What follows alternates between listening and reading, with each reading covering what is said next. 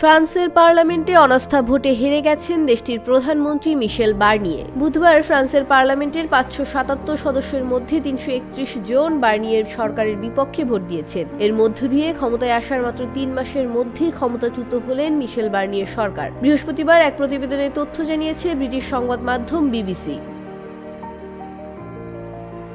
প্রতিবেদনে বলা হয়েছে, 1962 সাল থেকে কোনো ফরাসি সরকারকে এ ধরনের ভোটের মাধ্যমে জোরপূর্বক ক্ষমতাচ্যুত করা হয়নি। শীঘ্রই প্রেসিডেন্ট ইমানুয়েল ম্যাক্রোর কাছে বার্নিয়ে পদত্যাগপত্র জমা দেবেন বলে ধারণা করা হচ্ছে।